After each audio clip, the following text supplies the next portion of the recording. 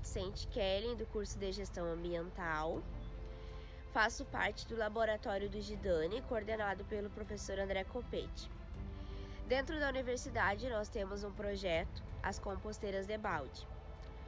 As composteiras de balde, elas têm o intuito de trabalhar a educação ambiental dentro da universidade, a separação dos resíduos orgânicos para os resíduos secos.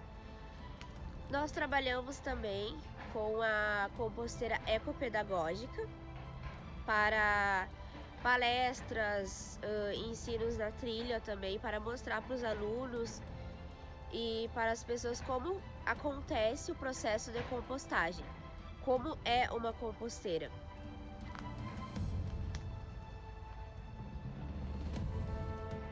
Essa é a nossa composteira ecopedagógica que nós trabalhamos aqui na universidade para mostrar para os alunos como funciona. Então aqui nós utilizamos 3 baldes, por exemplo. O último é destinado para o chorume.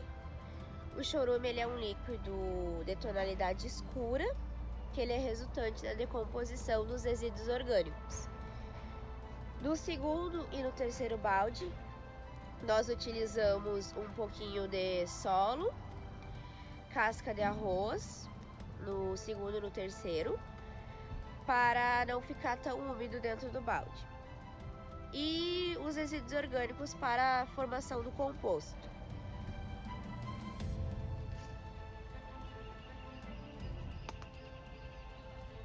Aqui é a nossa composteira de balde que nós trabalhamos dentro da universidade.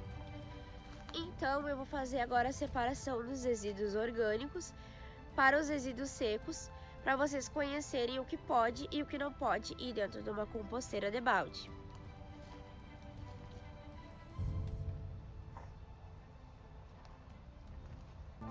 Então, cascas de fruta, saquinho de chá, restos de verduras, filtro de café, casca de ovo e toalhinha usada também de boca pode colocar dentro da composteira.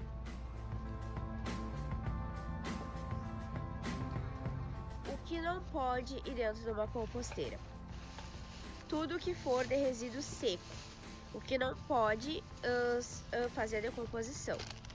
Todo tipo de plástico não pode ir dentro de uma composteira.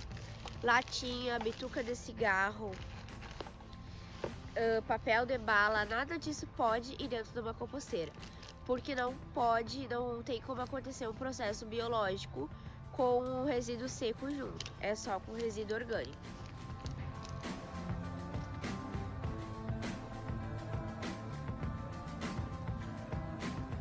Esse é o composto pronto, que assim, ó, o projeto ele é dentro da universidade. Quando o composto já se encontra pronto, desse jeito aqui, nós trazemos para trilha, porque a gente tem que ter um destino local para colocar quando os baldes enchem, a gente traz para cá e aqui ele termina o processo. Daí ele fica um solo de tonalidade escura, tudo isso com muita matéria orgânica, não tem nenhum tipo de cheiro, só cheiro de terra mesmo. Então é esse o nosso projeto que nós desenvolvemos aqui no campus. A nossa composteira de balde ela tem tido bastante resultados dentro do campus.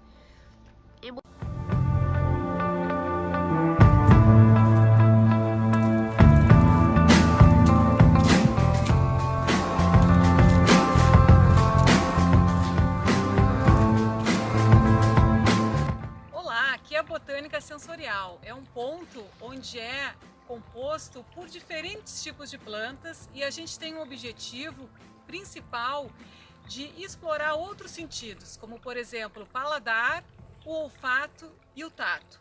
Também queremos mostrar para as pessoas sem ou com algum tipo de deficiência, como visual, por exemplo, que é possível a gente conseguir identificar as plantas sem necessariamente precisar enxergá-las.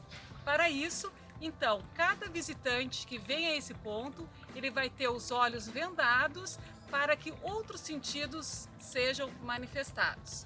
Por exemplo, o sentido do olfato e do paladar, a gente selecionou algumas plantas aromáticas, por exemplo, a hortelã, a pitangueira, o alecrim, a sálvia e também outras plantas que são aromáticas e que são utilizadas na culinária, né? São plantas utilizadas como temperos que a gente consegue degustar e com isso explorar o sentido do paladar. Nesse grupo entra o manjericão, a manjerona, a canela, dentre várias outras.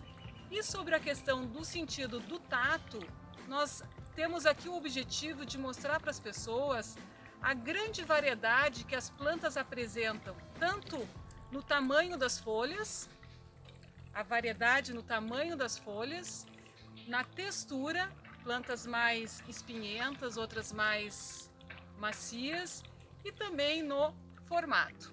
Esperamos que vocês gostem.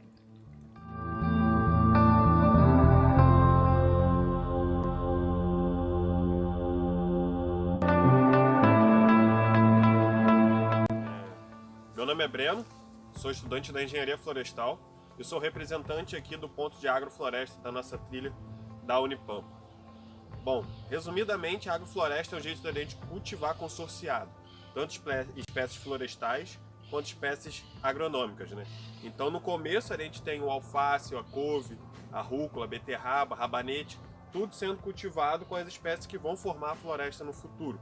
No caso, nosso cedro, nosso eucalipto, nossa aroeira, nosso angico e cerejeira. Então, a gente cultiva um pouco disso tudo junto e trabalha com dois fatores, que é no tempo e no espaço.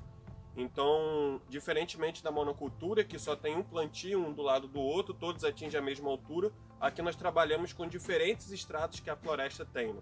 Baseado mesmo de como funciona uma floresta na vida real. Quando a gente chega lá, numa mata, numa floresta, não tem solo descoberto, não tem as árvores todas no mesmo tamanho, então a gente busca essa heterogeneidade, né?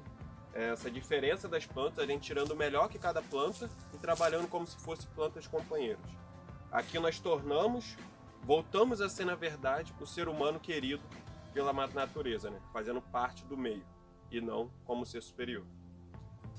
O objetivo da agrofloresta aqui na trilha é justamente a gente passar essas experiências que a gente está tendo aqui no nosso laboratório a céu aberto para os agricultores, para as crianças, para as pessoas que forem vir para cá visitar. Então, a gente aqui, desde o começo, a gente já não tinha nenhum experimento em São Gabriel. Então, desde o começo, a gente vem desenvolvendo essa ideia, vem trabalhando, aprendendo e ali adquirindo experiência. E através dessa experiência, a gente consegue levar para as pessoas com uma certa facilidade. Então, acho que é isso.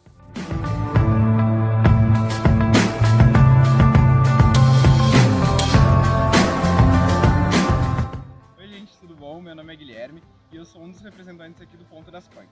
Você sabe o que são punks? Punks são plantas alimentícias não convencionais. Esse acrônimo foi desenvolvido pelo professor Dr. Valdeli Knupp, que é o pai das punk.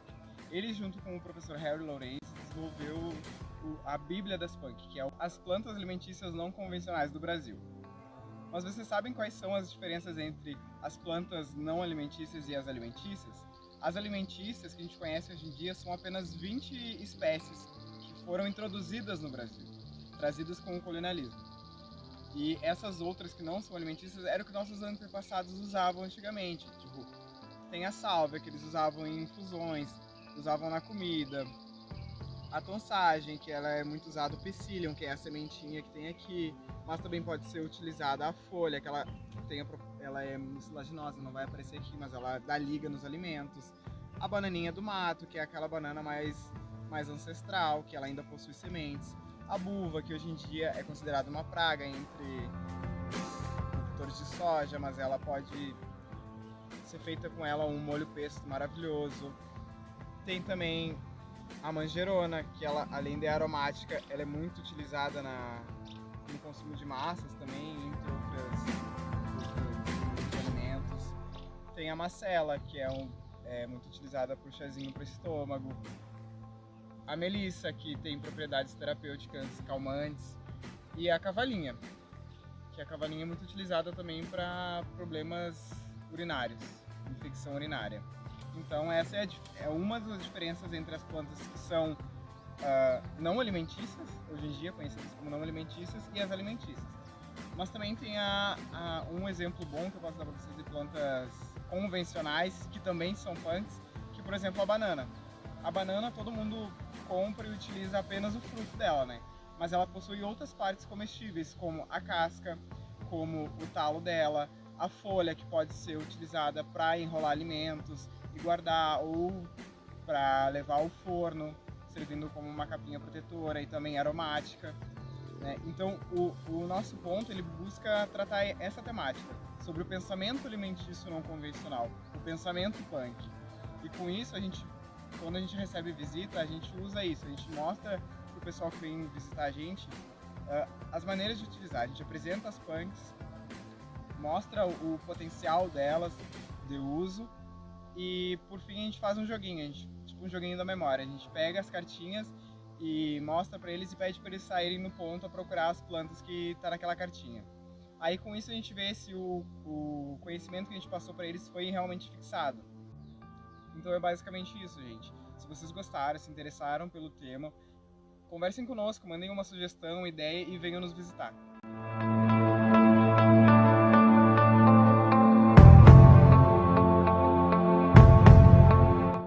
Este é o ponto de integração. No ponto de integração são desenvolvidas atividades com o objetivo de integrar alunos, professores, todos que venham nos visitar, através de brincadeiras, jogos, também de leitura, como nós temos a nossa geloteca, aonde com livros, né, para uma boa leitura que é fundamental.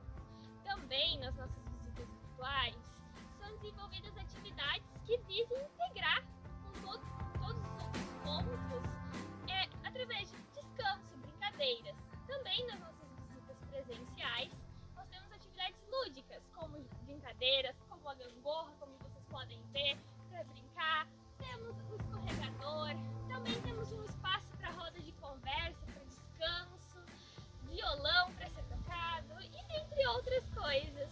Sejam todos muito bem-vindos!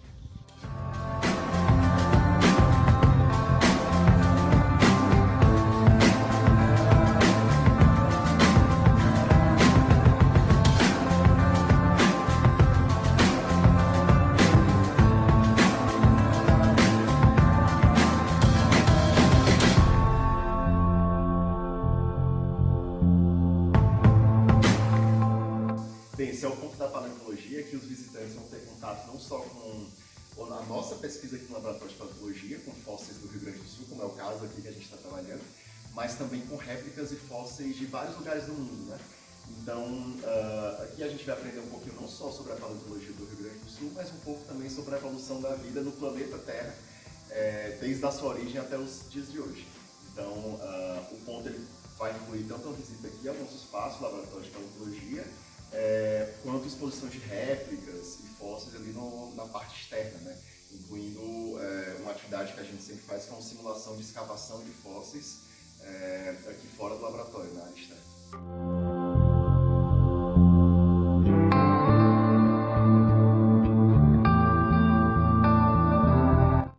Olá, eu sou a professora Márcia, estou aqui para apresentar o ponto de peçonhentos da trilha. O nosso objetivo com esse ponto é mostrar aos visitantes as espécies de animais que podem causar algum acidente, tais como serpentes e artrópodos peçonhentos. Nosso objetivo é mostrar aos visitantes as características para reconhecer as espécies de potencialmente perigosas, mais do que causar reações de pânico. É necessário conhecer as características e reconhecer as espécies para evitar reações inadequadas em eventuais encontros, como em espaços naturais como a trilha. Assim, precisamos conhecer as espécies para preservar e conviver de forma harmônica. Então, nesse ponto, mostramos as características de serpentes, aranhas, escorpiões, lacraias, abelhas e taturanas, para diferenciá-las das demais espécies que não causam nenhum problema.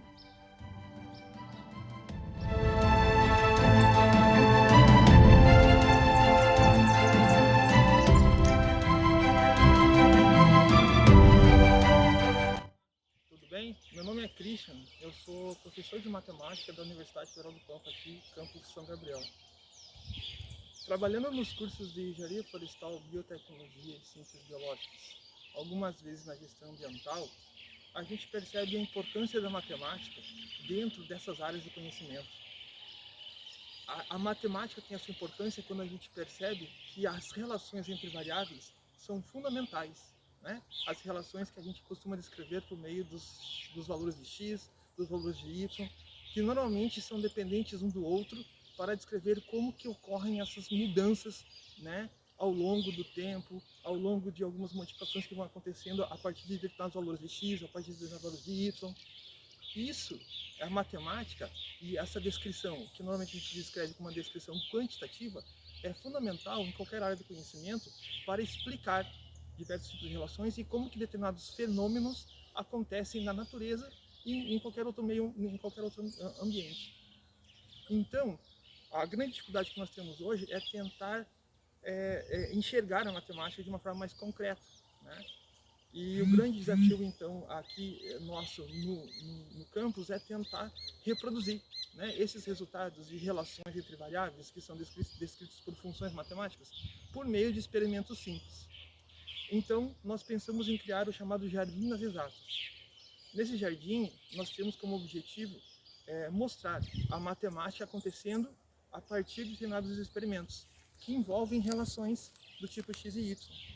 Então nós estamos criando ainda aqui uma estrutura para trabalhar então a produção de determinadas culturas, de determinadas plantas, para analisar o crescimento, para comparar diversos tipos de tratamentos, como a gente diz, quando algumas plantas são cultivadas em determinadas condições, ou seja, por exemplo, com uma quantidade maior ou menor de água, indicando que a planta pode passar por um maior ou menor estresse hídrico, ou então, quando a gente compara plantas que estão crescendo em diferentes condições de solo, por exemplo, quando você tem um solo que tem mais ou menos nutrientes, e a gente vai avaliar isso de um modo quantitativo, para tentar colocar números nesse processo de crescimento e de produção de plantas. Então, a gente vai fazer alguns experimentos aqui, e além disso, a gente vai trabalhar com o uso de sensores. Nós temos atualmente a possibilidade de fazer coleta de dados utilizando diversos tipos de sensores que são necessários para tentar reproduzir e necessários para a gente tentar explicar como que uma planta ou até mesmo determinados tipos de micro-organismos ou animais podem se desenvolver em uma temperatura ambiente. Então nós temos sensores que podem avaliar a temperatura do solo, eles podem avaliar a umidade do ambiente, podem avaliar a umidade do solo, podem analisar, por exemplo, outras variáveis que não são tão importantes, mas não são tão conhecidas como condutividade elétrica. E a partir disso, a gente faz coleta de dados, e esses dados coletados podem ser traduzidos, né, nessas relações do tipo x e y. A ideia é a gente perceber, né, que essa coleta de dados tem uma conexão direta com aquilo que a gente trabalha ali das séries iniciais nas escolas, quando a gente aprende a matemática básica, né, quando a gente aprende a explorar expressões algébricas, né, quando a gente aprende lá relações que envolvem x e y, que mais tarde serão super importantes quando a gente para pensar a respeito dessas relações que existem em qualquer tipo de condição. Por exemplo, aqui, quando a gente começa a trabalhar com a produção de plantas. Esses dados coletados pelos sensores, eles são transformados, então, em equações, são transformados em gráficos, porque dessa forma a gente consegue reproduzir, né? Consegue visualizar aquilo que é mais importante, em números, o crescimento de determinados tipos de plantas. Então nós estamos desenvolvendo aqui, essa primeira parte que a gente começou, devido à pandemia nós paramos, mas agora nós estamos retornando para começar a desenvolver melhor essa estrutura, né, que vai servir de nosso laboratório a céu aberto.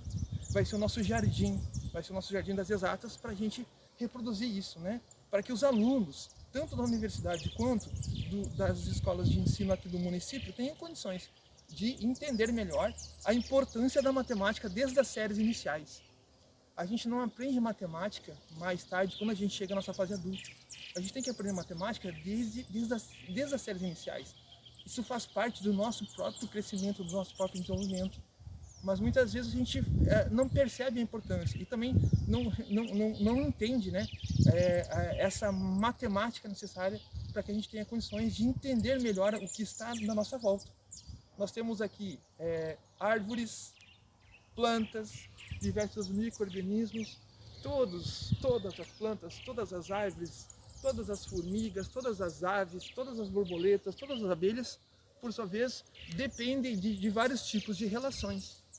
E essas relações a gente pode muito bem reproduzir também por meio da matemática, né? A gente não vive num ambiente isolado. Nós sempre vivemos num ambiente onde a gente tem que conviver com vários tipos de organismos. É assim que as coisas funcionam. E para entender melhor essas relações entre esses organismos todos e as consequências disso, porque a gente depende de todos eles, né? A gente depende das plantas, depende dos animais, depende das abelhas, depende das borboletas. Os seres humanos só vivem aqui no planeta Terra quando todos esses seres vivos, eles convivem dentro do mesmo ambiente. E a gente pode entender melhor fazendo o quê? Entendendo melhor essas relações entre variáveis. Então agora a gente fez já um primeiro experimento para a gente tentar mostrar. Então aqui nós temos o nosso jardim das exatas, como já falei, ele está em fase de construção. E aqui a gente está criando uma estrutura, então, para a gente fazer a coleta dos nossos dados, que depois serão transformados em gráficos, para que todos tenham condições de visualizar, né, através de uma página na internet, os resultados que são encontrados. Aqui, então, é uma estrutura que a gente está terminando de construir. E a gente fez também, para a gente fazer um primeiro experimento, nós produzimos alfaces, que é um vegetal que a gente consome praticamente muitas vezes ao longo da semana, ao longo do mês, dependendo da nossa situação, né? do nosso cardápio, né? E aqui a gente está tentando mostrar, né, a importância de você pensar a respeito de qual é a melhor forma de você fazer o cultivo da alface. Porque ele pode produzir mais, ele pode produzir menos, mas a ideia é que você tenha condições de produzir, né, e também fazer a conservação do meio ambiente, sem prejudicar outras espécies de vegetais, sem prejudicar outras espécies animais. Então aqui nós fizemos um experimento onde nós temos aqui alfaces que foram cultivados em diferentes condições de nutrientes. Dentro desses tubos de PVC, nós temos um solo que recebeu diferentes doses de NPK. NPK são os principais nutrientes para o crescimento de uma planta: nitrogênio, fósforo e potássio. Então, nós avaliamos a influência, a importância do NPK para o crescimento da alface. Então, nós temos aqui alfaces que não receberam esse nutriente, esse NPK, e aqui nós aumentamos a dose do NPK para mostrar que, à medida que aumenta a quantidade de nutriente no solo, você verifica também um aumento do crescimento das plantas, um aumento de produtividade. Então percebam que aqui na dose 0, comparado com essa dose, a diferença de tamanho já é significativa. E à medida que você aumenta a dose, aumenta também o tamanho das plantas. Vocês podem perceber ao longo de todo o tubo de PVC, né? Cada tubo recebeu uma dose diferente, e cada alface também, cada tubo recebeu a mesma dose. Analisando o peso médio de todos os tratamentos, a gente pode então pensar em descrever uma relação onde o X é uma dose e o Y é o peso médio dos alfaces. E aí, nessa relação X e Y, dose, nutriente e peso médio de alfaces, a gente pode descrever uma função matemática, uma equação matemática que vai explicar melhor como que ocorre esse desenvolvimento dessas plantas de uma forma dependente da dose de nutriente. Traduzindo esses dados em um gráfico, a gente pode perceber que a medida aqui no eixo X, nós temos a dose que foi utilizada de nutriente, e no eixo Y nós temos o peso médio do alface. Então cada ponto aqui representa uma dose diferente e o valor, a imagem, né, em relação ao eixo Y, representa o peso médio.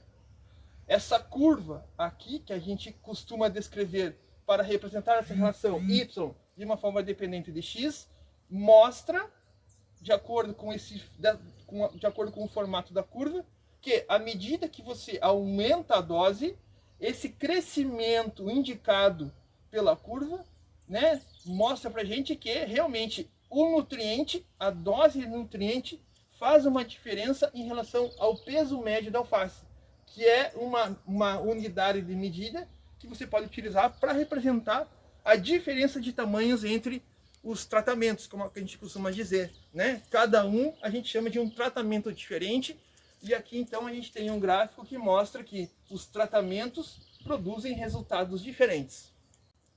Quando a gente faz isso, na maior parte das vezes, a gente faz sempre uma pergunta: qual é a melhor dose? Essa pergunta a gente não faz só na hora de cultivar alface. A gente faz em qualquer tipo de trabalho que a gente desenvolve. Desde quando a gente acorda, a gente pensa já, ao acordar, qual a roupa nós vamos vestir e qual é a melhor roupa de acordo com a temperatura que nós temos no meio ambiente. Se está chovendo, se não está chovendo, se está mais calor, se está mais frio. Então, baseado na temperatura, nós já estamos decidindo o nosso dia. Se nós vamos trabalhar, se nós vamos estudar, com mais ou menos roupas para ficar bem confortável, já que nós temos sempre uma temperatura no nosso corpo que para a gente é bastante confortável. Então, quando a gente faz a pergunta qual é a melhor dose, qual é a melhor roupa, qual é a melhor condição, qual é o melhor suco, qual é a melhor refeição, qual é a melhor diversão, essa pergunta é bem genérica. Essa pergunta move o nosso dia a dia, porque a gente sempre pensa em desenvolver aquilo que é melhor para a gente. E a diferença é que a gente aqui no Jardim das Exatas tenta reproduzir tudo isso por meio da matemática.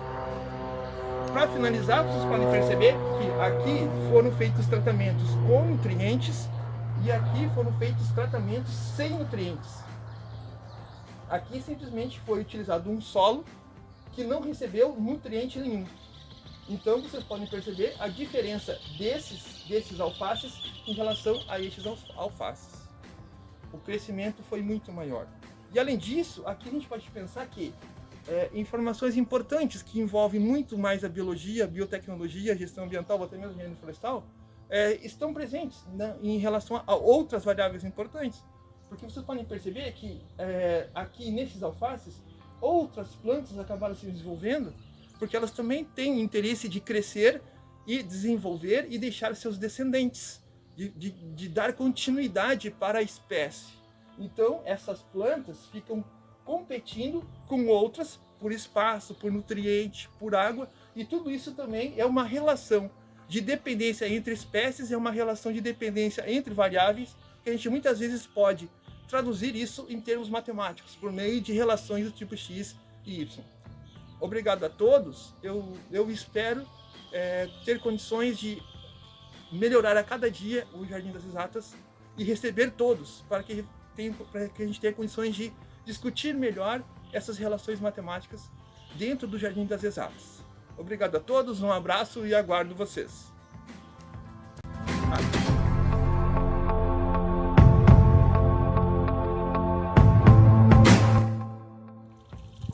Olá, nós estamos aqui no ponto da hidrologia, que é um ponto da trilha onde nós abordamos alguns aspectos sobre a questão da água, né? Então nós temos nesse ponto uma maquete representativa de uma bacia hidrográfica, aonde o visitante, as crianças, enfim, vão conhecer, né, um pouco sobre o ciclo da água, os componentes do ciclo da água, que é a precipitação, a interceptação da água da chuva, a infiltração da água no solo, o escoamento da água, a evapotranspiração, né, que é a transpiração e a evaporação. Então, essa maquete representa isso, o ciclo da água e como esses componentes se comportam em função do manejo do solo e de outras ações, e inclusive alguns aspectos naturais, né, de solo, de vegetação que se encontra dentro de cada uma das bacias. Então é um ponto que vai abordar o ciclo hidrológico. e aquilo que pode interferir na qualidade da água e na quantidade da água. Também nesse ponto nós temos alguns, aqui está um pouco já com o tempo, né, criou até uma vegetação, mas são diferentes solos com diferentes estruturas e texturas do solo para representar a infiltração da água no solo. Então solos que têm uma estrutura mais grosseira, aqui nós temos um só com casca de arroz para representar isso. Quando a água passa por esse solo tem uma facilidade maior, então toda a água infiltra rapidamente. Solos compactados têm uma maior dificuldade, solos arenosos a infiltração é melhor. Então aqui nós podemos discutir também os tipos de solos, textura do solo e a infiltração de água no solo. Já nesse outro sistema aqui, é representado então para discutir o escoamento superficial. Então são galões partidos ao meio com solo, né? Então nós temos aqui solo exposto, mais arenoso, nós temos um solo arenoso coberto, nós temos um solo argiloso com cobertura de palha, um solo argiloso revolvido. Então no momento que nós largamos a água, e isso é demonstrado aqui, tem alguns solos que a água vai manter, digamos, a qualidade na saída. Outros solos que nós vamos talvez não ter nem escoamento porque absorve mais água, são solos mais estruturados, né? E esse coberto da mesma forma, né? A cobertura morta do solo evita a chuva direto no solo, né? Como nesse último caso aqui, quando a chuva cai direto sobre o solo, quebra a estrutura do solo.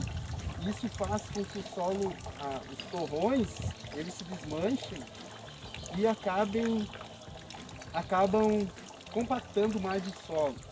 E no momento que isso acontece, a água da chuva acaba praticamente passando e causando escoamento. Nesse caso dá para perceber que uma água mais suja, porque ele está carregando solo, nutrientes e levando embora. Então nessa parte aqui a gente discute a cobertura do solo e a influência que tem isso na infiltração e obviamente que no escoamento, porque o escoamento, quanto menor a infiltração, maior o escoamento. Então num solo que é coberto com palha morta ou vegetação viva, absorve essa energia e a água acaba saindo então praticamente limpa, porque é uma água que não se misturou com o solo, infiltrou sem desagregar então o solo. E com o tempo o que acontece? Por ter infiltrado mais água no solo, permanece por mais tempo a água também dentro do solo. Em consequência, o que não infiltrou muito causa enchentes durante as chuvas e falta de água no período de seca, porque a água foi toda embora e não infiltrou no sistema. Então esse ponto aqui da hidrologia, a gente trabalha esses aspectos aí relacionados ao ciclo hidrológico, à qualidade da água e o que o ser humano pode interferir tanto na quantidade quanto na qualidade da água. Então esperamos que em breve a gente possa receber vocês aqui na trilha para vocês conhecerem isso presencialmente, a gente falar muito mais coisas para falar aqui, mas por enquanto vocês têm só essas informações aí virtuais, espero que gostem e que em breve possam visitar a trilha.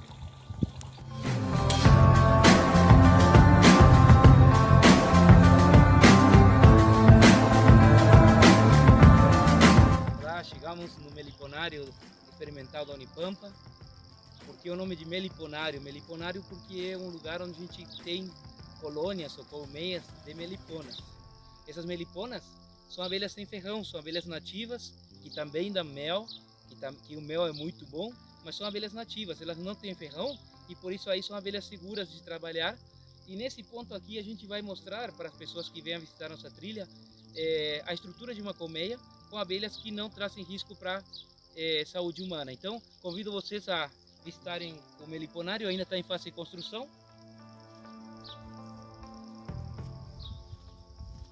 Mas nesse canto aqui, nós vamos ter diferentes espécies de abelha sem ferrão nativa da região do Pampa, tá?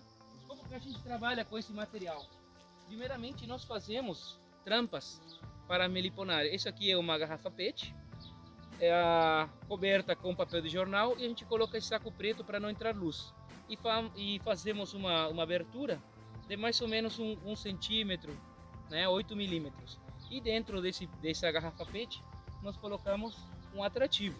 O que é esse atrativo? Nós pegamos colmeias dessa espécie que a gente quer, mas que já estão estabelecidas nessas caixinhas, pegamos o material, misturamos com álcool e a gente coloca dentro e deixa secar. Isso aí vai dar um cheiro, né, de colmeia, e as abelhas vão então fazer as suas colmeias novas, os enxames novos vão vir aqui, entrar e fazer as suas colmeias. Quando essa colmeia está pronta aqui, nós cortamos essa garrafa PET, pegamos as abelhas e as crias e passamos para essas caixinhas que são chamadas de caixa racional. Essas caixas racional, então ele tem essa estrutura aqui, né? O tamanho mais ou menos para a maioria das abelhas tem um espaço de em torno de 10 a 12 centímetros, algumas 14, depende da espécie. E aqui embaixo elas vão colocar os seus ovos e a gente faz a estrutura aqui triangular em cada um delas para que elas comecem a construir os seus potes de mel e de pólen. Posteriormente, quando a caixa está completa, daí a gente passa para colocar novos módulos onde elas vão produzir mel para nosso consumo, para a gente poder colher. Enquanto ela tiver esse material aqui dentro, a gente não coleta, não consome, e o que ela produzir a mais a gente consegue tirar. O mel delicioso, e o mel que hoje está sendo pago 1 quilo na casa dos 100, 200 reais, para ver o valor que tem as nossas abelhinhas. Agradeço muito a visita.